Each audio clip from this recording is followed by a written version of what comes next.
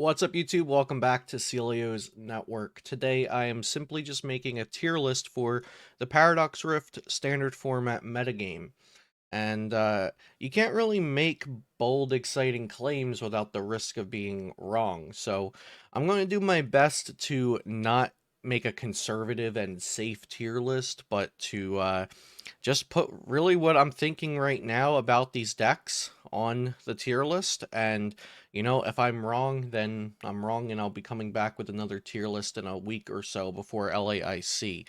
Everything is really all jumbled up right now with the new set, especially since Japan didn't already have the set. So we don't have results and whatnot to base our claims off of. So everybody's tier lists are probably going to look a little bit different, and let's get into mine. So I'm putting Fusion Strike Mew VMAX in the S tier.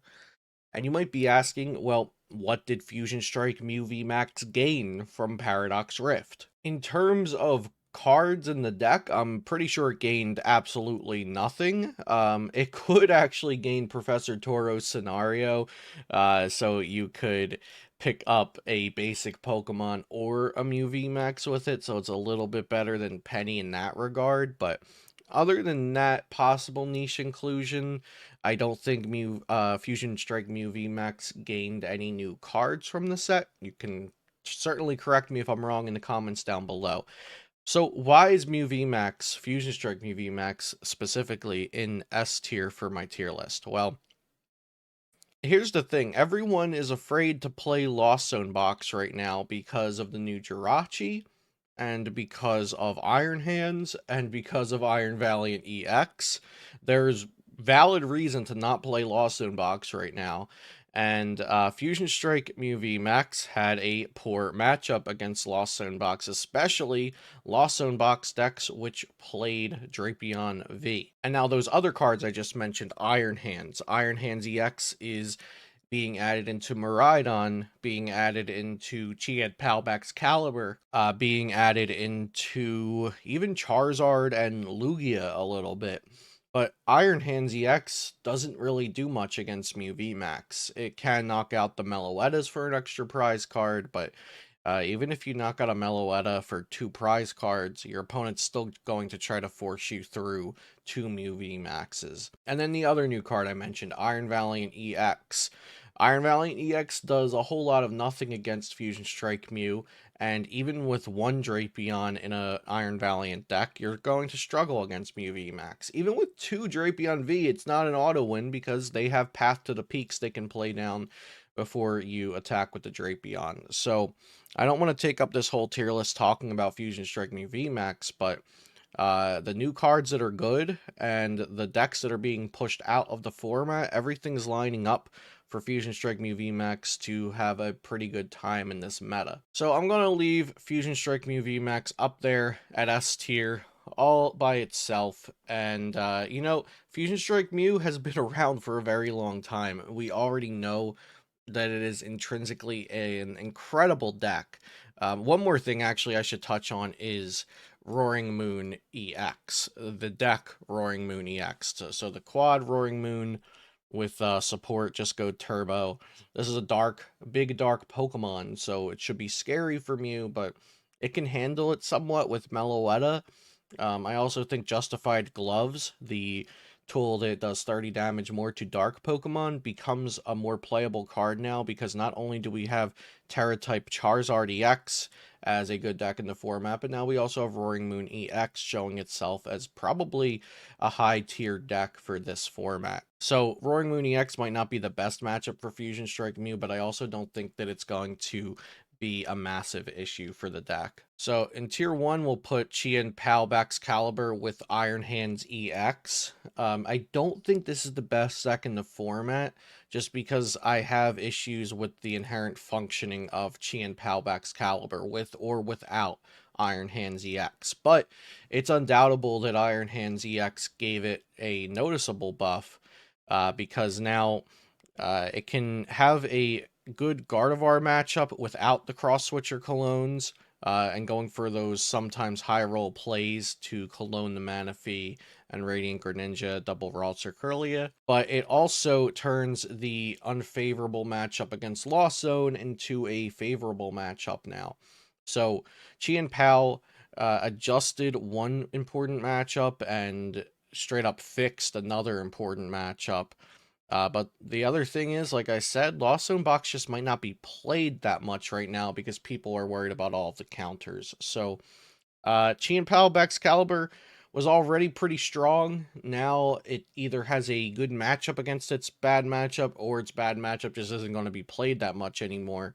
So either way, just removing Lost Zone Box from the equation would bump Chen-Pao Excalibur up to tier 1 in my opinion. Next in tier 1 we have Miraidon EX Flaffy, another deck that had a bad matchup against Lost Zone Box, a somewhat shaky matchup against Gardevoir, but now can safely play Iron Hands EX.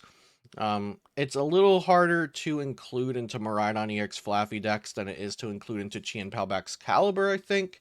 Just because Excalibur has infinite energy acceleration, while Flaffy has the one per turn and the sometimes random effect of Electric Generator. So, Miraidon decks are adding like double colorless energy, XP share, Raihan to help out the Iron Hands EX. So you do have to change the deck a little bit more than you have to change the Chen-Pao deck, in my opinion. But nonetheless, it will have a better matchup against Lost Zone Box and Gardevoir.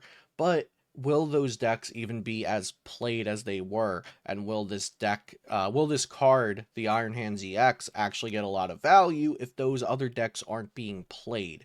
It's kind of like a game of chicken. If the Lost Zone Box decks aren't around, then do I even play Iron Hands? But then if the Iron Hands aren't being played, is it safe to play Lost Zone again? I think that's likely to be a thing that happens in this upcoming metagame. I'm also going to put Gardevoir up in tier 1. I cannot count Gardevoir EX out just yet because Gardevoir EX is a very, very strong deck. It also gains the option of using Screamtail in the new set. It also gains the option of using Technical Machine Evolution in the new set. So now going second on the first turn, you can set up your Pokemon instead of going first and then using Mirage Step on turn 2.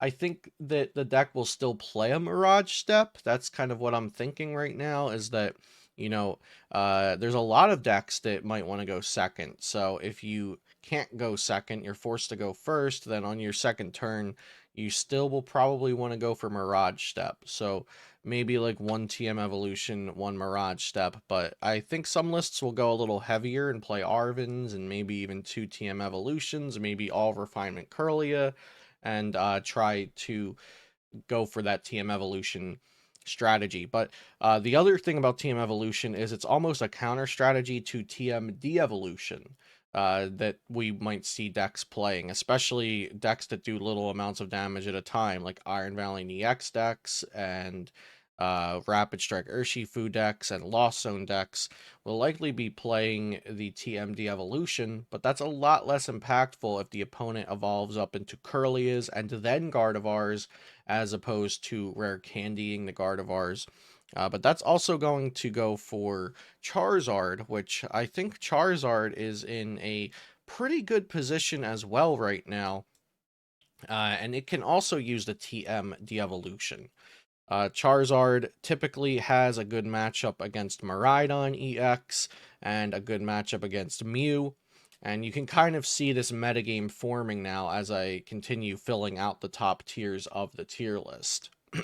There are also other Charizard variants. There's the Charizard with Gallade, there's the Charizard with Pidgeot and Arceus, but I've been impressed by Charizard with just Bibarel, and then the support from like Arven and Celebrations Mew. That's actually looking like a really solid way to build the deck. So let's talk about some of these next tier down decks, tier 1.5, so to speak. Really, the numbers and the names of the tiers don't matter, they're just in an order.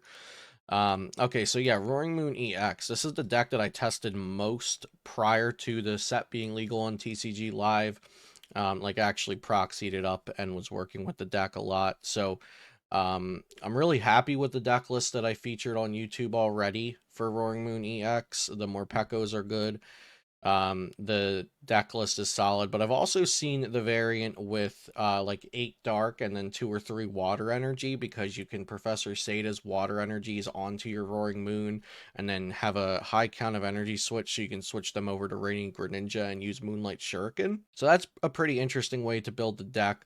But you know, even if you're just going for the brute force of Calamity Storm and Frenzied Gouging, I think this card and the deck built around it definitely has a lot of potential. So yeah, Roaring Moon EX, it can fizzle out in the end game, and then it can also have a problem if it doesn't get that aggressive start, because it is really banking on turn 1 KOs going second, and then keeping the KO streaming from there. So it's a really aggressive deck, and it has definitely some faults that come with that. So that's why I'm not putting it higher, but I definitely think it's good. Next, we're going to put Lost Zone Giratina V-Star into this tier as well.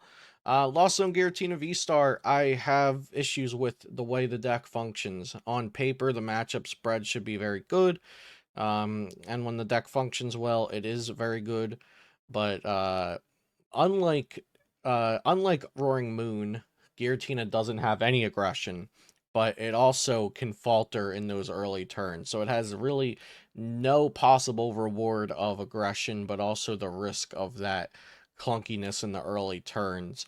And the deck can really fizzle out at any point, but you know, games that are smooth, the deck has an answer to everything. So it's not one of the best decks, in my opinion. It is going to perform well early on, like we've seen over in Japan, just because it's an already functioning deck. We already know what the list should look like. It got a couple new cards with counter catchers, so it's going to have an advantage at the beginning when people are trying inconsistent new decks, but then it will taper off and fall down to where it belongs, which I think is somewhere just under tier 1. I should also note that Lost Zone Giratina might become the Lost Zone deck to play, just because it doesn't lose as bad to Iron Hands and to Jirachi and to Iron Valiant EX, because you have this big bulky Giratina V-Star as an attacker,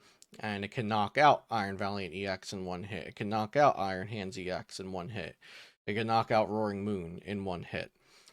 So I think that, yeah, we might see any potential Lost Zone players just start to shift over to Lost Zone Giratina, at least in the early days. I also think Lugia decks are still pretty good. Like, that shouldn't be a hot take. Lugia is an incredible deck intrinsically. Like, just the Lugia Archeops archetype we've seen again and again. It's not going to fall to counters. It's not going to fall to type disadvantage typically. There's also a Lugia in this tier list template with Iron Hands EX, and I suppose you can just add Iron Hands EX into the colorless variant. So I'm not going to rank Lugia Iron Hands.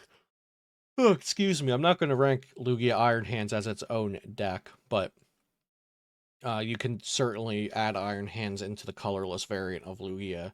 But yeah, with the Iron Hands EX and with Miraidon looking like a very strong and popular deck, the Lugia variants are going to add Dunsparce potentially, but I don't have enough faith in them to keep them up at tier 1, because I do think those top 5 decks are all very, very, excuse me, I do think those top decks, Mew, Chen-Pao, Miraidon, Gardevoir, Charizard, those are all very, very good decks. I'm not sure if Lugia meets that standard right now. The same as I don't know if Roaring Moon and Giratina meet that standard right now either. But Tier 1.5 is essentially just an extension of Tier 1, just the lower end of it. And let's start talking about Lost Zone. So Turbo Lost Zone box, I can't put it any lower than Tier 2. It was one of the best decks, if not the best deck for a while there.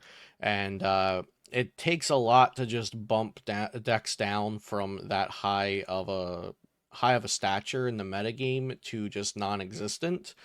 But because of all of the new cards in Paradox Rift has it's impactful as maybe 2 or 3 standard sets, as we've seen in the recent past, it can definitely change things up a lot when they're adding so many impactful cards to just one set. But Turbo Lost Box is good. It gained de-evolution.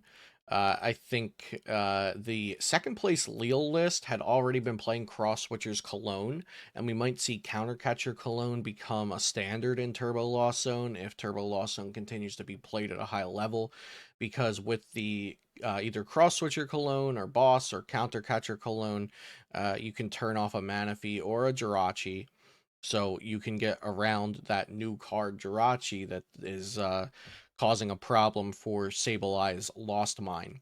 So there are definitely new cards to add for Lost Zone as well. And I also want to include Roaring Moon Lost Zone box. This is a deck that has been seeing a little bit of play in Japan. If you peruse the Pokeka book standings, you'll see it pop up here and there. And I've been testing it myself as well. And it has promise, but it's hard to say if it's better than playing Lost Zone Giratina, because it's going to be built kind of like a Lost Zone Giratina that doesn't have to evolve, because the Frenzied Gouging can take one-shot knockouts, but then you leave yourself a 2-prizer with a very low HP. Then comes in, well, do we play Emergency Jelly to take care of that? And is all of this worth the trouble when we could just play Lost Zone Giratina? So that's why I have this exactly one tier below Lost Zone Giratina for now. Next in the tier 2, I'm going to place Iron Valiant Rapid Strike.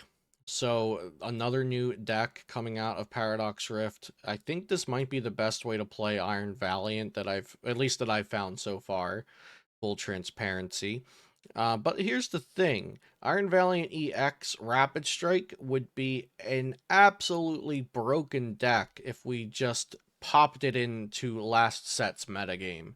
But less people are playing Gardevoir, less people are playing Lost Zone. You know, we have Chen-Pao, I mean, it can be good against Chen-Pao, but if they bench double Frigibacks and you can't get both of them out, then the deck can certainly pop off and show aggression that you can't match as a Rapid Strike deck. It does have a good matchup against Miraidon just because of the type advantage that Urshifu has. It can definitely take advantage of Gardevoir and Charizard because they do have small basic Pokemon that they have to evolve from. So Iron Valiant Rapid Strike maybe could be argued into tier 1.5, but a combination of its very weak late game and also just its inability to present any sort of threat against boards in the early game that don't have small HP Pokemon makes me put it down here in tier 2. But it is a strong deck. It's a scary deck as well. And if Lost Zone had more of a presence, then this would probably also go up the ranks with Lost Zone. I should also note that Jirachi hurts Yoga Loop as well. So if a deck like Gardevoir is playing Jirachi, a deck like Charizard is playing Jirachi, Lost Zone Tina can play Jirachi, then you're not going to be able to get those early yoga loops that you would expect to get against those decks, and that nerfs the deck a little bit more as well. Double Turbo Energy Mew, DTE Mew. Mew is still good. It's, you know, regardless of which variant you're playing, it's a very good deck. It has a very strong core. But I do think that Double Turbo Mew is less advantageous into this metagame right now, but I'm still going to give it a respectable tier 2 because Mew VMAX is Mew VMAX is Mew VMAX. And I'd also say that the other Charizard variants are worth putting here. I kind of consider Charizard as one whole conglomerate. I don't really see too much value in ranking these as well. Like, if you want to go off the books and play one of these instead of the one that's seeing the most success, then you probably have almost as good of a chance of seeing success as with this one, but the Arvinzar just has the most options available, has the most consistency, has a really good plan for going turn 2, and so I think Arvinzar is just going to still be the best way to play the deck. And I'll just include Lost Zone Kyogre here next to Turbo Lost Zone, because Kyogre's still going to be great against Mew, against Miraidon, against Roaring Moon, against Lugias without Manaphy. Of course, against Miraidon now you have to worry about Iron Hand, so I think the Turbo variant of Kyogre is the way to go. So you have Dragonite to knock out the Iron Hands, because I think it's going to be very rare that Miraidon's playing two Iron Hands, or that they can establish two Iron Hands back to back. So I do think that Dragonite V is a fine answer to Iron Hands, at least for now. So yeah, the Kyogre will probably be uh, the hybrid variant that plays Dragonite V and Forest Stone, so you can still attack with Dragonite V against the Iron Hands. And pretty much Tier 2 is going to be the cutoff of the decks that I would play to a major event right now, or that I would tell my students to play to a major event, or that I would kind of approve of their deck choice of any of these for a major event right now. Tier 1.5 and up is where I would really prefer to stay, at least right now, but the Tier 2 decks have strong reasoning to at least consider them. And by the way, now's a good time to mention that I offer coaching on Metafy, dozens of reviews that you can go read over there, if you want to see what people like yourself have to say about my coaching. I've helped a lot of people reach their goals and begin to reach their goals. And I also offer free articles over there on Metafy that you can check out if you don't feel like paying for anything. Also, remember to subscribe here on my YouTube channel and check out all the ways you can support my channel. I have codes for PTCG Live code cards, for physical products over at Poke Collect, and a bunch of other stuff. So go check that out in the description. And let's finish out this tier list now. So, like I said, tier 2 is kind of my hard cutoff of these are the decks that I expect to actually be doing stuff. Like day 2 of LAIC will probably be made up of these decks. And then let's add some others into tier 3, which are on the cusp. So Golden Go, I don't know. I'm not impressed with Golden Go EX. I was at first, and then it started doing funky things. Like, I was impressed with the damage output and the fact that your main attacker also has a drawing ability on it. But I become less and less impressed as I play against it more and with it more. So I'm going to be putting it in tier 3. I'm going to put the Arceus decks right here. This is going to just be all Arceus decks. Can an Arceus deck make a run? Sure. But do I expect it to? Absolutely not. That's the vibe of tier 3. Like, is it possible? Sure. Any deck can do well, if you get lucky enough or you hit the right matchups. But do I expect tier 3 decks to do well? No, I definitely don't. We'll put Lost Zone Charizard, just the worst Charizard variant here. We'll put Inteleon Urshifu, which I think is just now a downgrade from Iron Valiant Urshifu, especially with Iron Hands around. If you damage an Inteleon VMAX, then you could take 4 prizes on it with Iron Hands EX, and then just knock out a Medicham or a Luminion, and there's your game. Let's see what else we have to put in tier 3. All of the Arceus decks are just going to be represented by that one. Lost Zone Sablezard. You know what? Lost Zone Goodra, I missed you there. We'll put Lost Zone Goodra in tier 2. I've talked bad about Lost Zone Goodra enough, apparently, because I called it a rogue deck. And you know what? It top 8'd like 2 tournaments in a row or something, so we'll give it tier 2. But I think Roaring Moon is definitely a massive issue for the deck, since it can just frenzied gouging and then your Goodra is gone. Regigigas, I've been seeing some Regigigas happening over in Japan. We'll put it in tier 3 for now. One of those decks that I'm not expecting it to do well, but it could.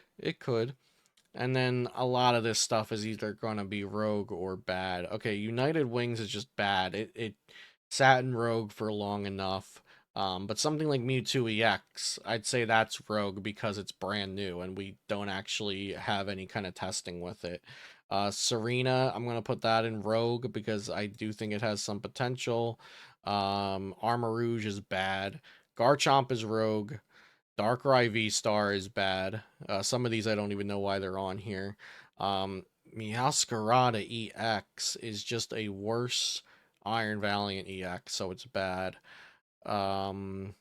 Sandy Shocks as its own deck, I would be I would be Sandy shocked if Sandy Shocks is its own deck. Although I do love the Pokemon.